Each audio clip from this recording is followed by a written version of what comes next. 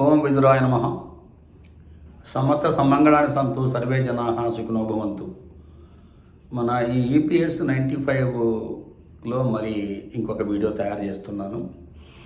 నిన్న చిన్న short clipping ఇచ్చినప్పుడు దాన్ని వీక్షించిన కొంతమంది ఏమంటే కొంచెం విపులంగా చెప్తే బాగుండేదని చెప్పేసి నన్ను అన్నారు.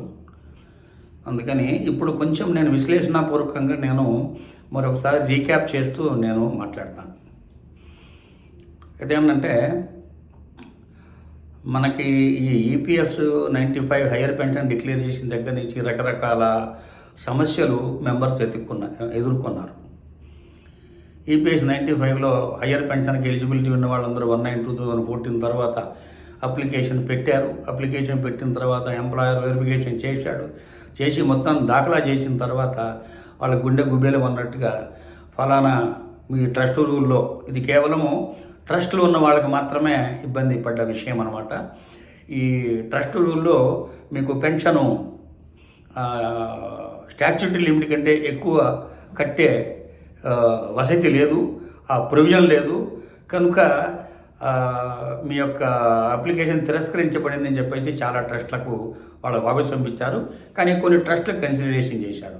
ఆ ట్రస్ట్ కన్సిడరేషన్ చేసిన వాటిలో వాళ్ళ రూల్ ఏముందా ఏంటి అనేది పరిశీలించినట్టయితే కొన్నిట్లో వేరే వాళ్ళకు ఉన్నట్టుగానే ఉంది, కానీ మరి ఏ కారణం చేత వాళ్ళకి ఇచ్చారనేది పిఎఫ్ డిపార్ట్మెంట్ వారు విపులంగా మనకి చెప్పలేదు. అయితే రకరకాల వాళ్ళు దీన్ని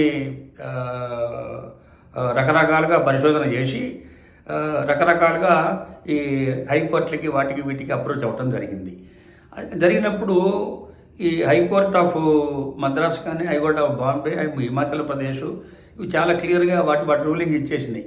మీరు ఈ విధంగా ఎగ్జామ్టెడ్ అని చెప్పేసి మీరు పెట్టడానికి వీల్లేదు. ఏమన్నా డీటెయిల్స్ తక్కువ ఉన్నా కానీ వాటి గురించి మీరు ఎక్కువ శోధించడానికి వీల్లేదు. మీరు అర్జెంటుగా వీళ్ళది చెయ్యండి అని అంటే అవి ఆ జడ్జిమెంట్స్ ఇంకా పెండింగ్ ఉన్నాయి. ఆ ఇంప్లిమెంటేషన్ చేశారో లేదో అనేది ఇంకా మనకి పూర్తిగా వివరంగా తెలియదు.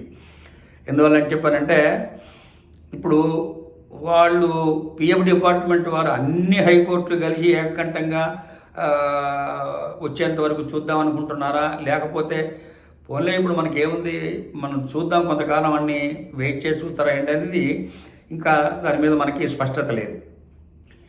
అయితే నిన్న మొన్న మేబీ ఒక 1 వీక్ బ్యాక్, మేబీ 2వ తారీఖు అని చెప్పి నేను అన్నాను కదా, 2వ తారీఖు సుప్రీంకోర్టు వారు ఒక వ్యక్తి పిటిషన్ వేసినప్పుడు, సివిల్ పిటిషన్ వేసినప్పుడు, స్పెషల్ లీవ్ పిటిషన్ వేసినప్పుడు ఆయనకి ఏం సమాధానం చెప్పారు అని చెప్పనంటే, అయ్యా ఇప్పుడు మీ యొక్క సమస్య ఆయన ఏంటి కంటెంప్ట్ అడిగాడు. అంటే ఫలానా ఈ జడ్జిమెంట్ వైలేషన్ చేశారు కనుక, జడ్జిమెంట్లో ఉన్నట్టు చేయలేదు కనుక, జడ్జిమెంట్లో ఉన్నట్టుగా ఈ హయ్యర్ పెన్షన్ ఇచ్చే విధంగా లేకుండా ఎవరైతే 18/1/25 నాడు 22/1/25 నాడు కొన్ని సర్క్యులర్ రిలీజ్ చేశారో వారి మీద కంటెంప్ట్ ఆయన వేశాడు. అయితే ఇప్పుడు వీటిని ఇంత పరిశీలించే ఓపిక మాకు లేదు. ఇంకా దీన్ని డీటెయిల్గా చేయాలని చెప్పానంటే చాలా టైం పడుతుంది అంటే సుప్రీంకోర్టు వారు అన్నమాట. కాబట్టి మీరు మీ యొక్క కేసుని మేము అడ్మిట్ చేశాము, కానీ మీరు మీ యొక్క సదరు హైకోర్టుకి అప్రోచ్ కావండి అని చెప్పేసి చెప్పడం జరిగింది.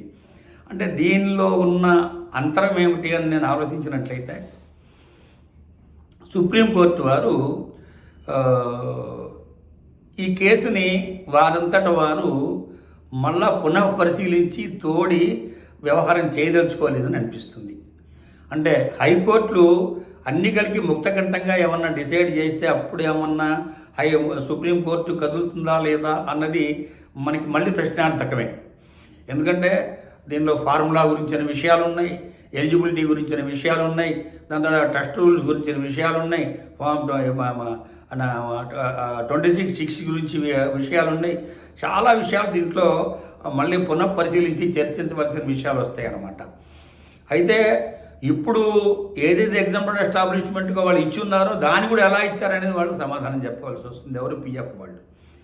అయితే ఇది ఇంకా ఎంతకాలం జరుగుతుంది అనేది మనం తీసుకున్నట్లయితే దీనికి ఒక లిమిట్, ఒక పరిధి ఉండదు ఇప్పుడు ఎందుకంటే దాదాపు 5-6 కోర్టులు ఆల్రెడీ హైకోర్టులు ఆల్రెడీ చెప్పేసినాయి, మీరు చేసేది తప్పు, ఇలా చేయకూడదు, మీరు మీరు దీన్ని మార్చుకొని చెయ్యండి అని. మొన్న బాంబే హైకోర్టులో వాళ్ళు ఏమన్నారు, నిజంగా వివరాలు కూడాను పూర్తిగా ఎంప్లాయర్ సబ్మిట్ చేయలేకపోతే దాని గురించి పట్టించుకోవద్దు, నో ప్రాబ్లం, ఆల్రెడీ మీరు వివరాలు ఉండి ఉంటాయి, దాన్ని బేస్ చేసుకొని మీరు ఈ పెన్షన్ డిసైడ్ చేయండి అని కూడాను అది కూడా చెప్పారు.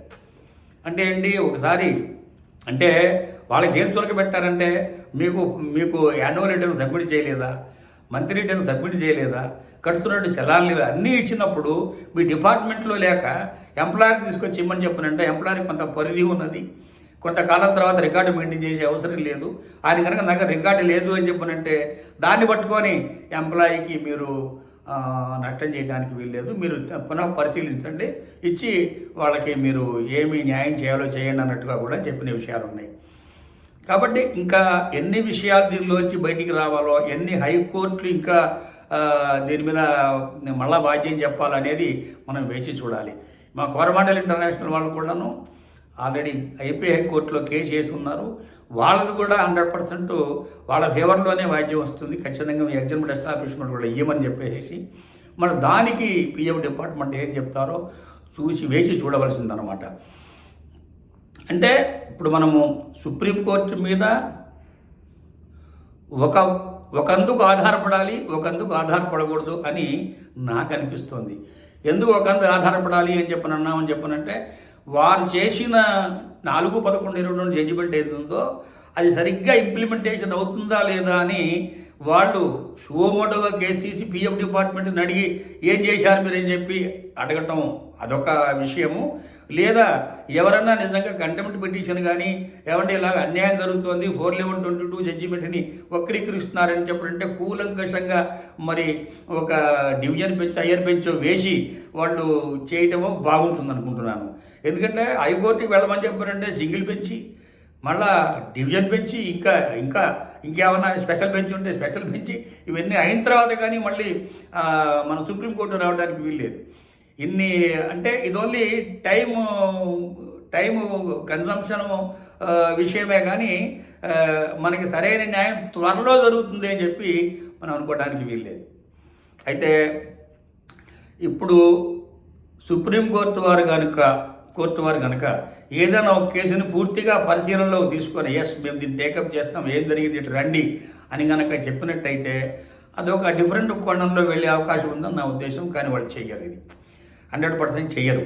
ఎందుకంటే supreme court is the largest court of India, అదే ఫైనల్ కోర్టు. వాళ్ళ ముందు కొన్ని వందల ప్రాబ్లమ్స్ ఆల్రెడీ పెండింగ్ పడి వాళ్ళు వాటిని తేల్చుకోలేక చాలా ఇబ్బంది పడుతున్నారు. అదిగాక 4/11/22 నాడు చేసిన జడ్జిలు ఎవరు అందరూ రిటైర్ అయిపోతున్నారు.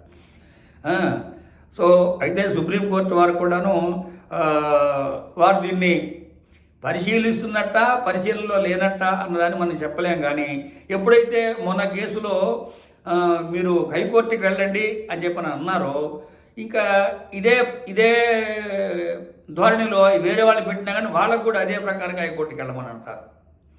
ఇప్పుడు దారి దొరికింది హైకోర్టుకి వెళ్ళండి మిమ్మల్ని కాదనము అని చెప్పేసి అన్నారు కదా, అంటే వాళ్ళకు కూడా బాగా కాకెక్కాలన్నమాట.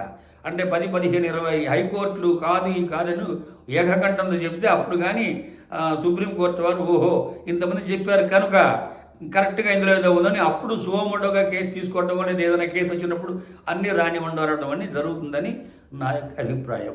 అంటే ఇది విశ్లేషణ, అంతకంటే ఏం లేదు.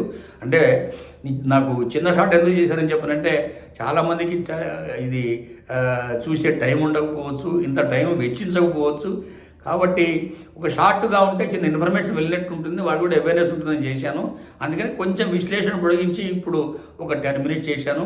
సర్వే జనా సుఖినో భవంతు, సమ్మత సమ్మగళాని వంతు. తిరిగి మరొక వీడియోలో మళ్ళీ కలుద్దాం.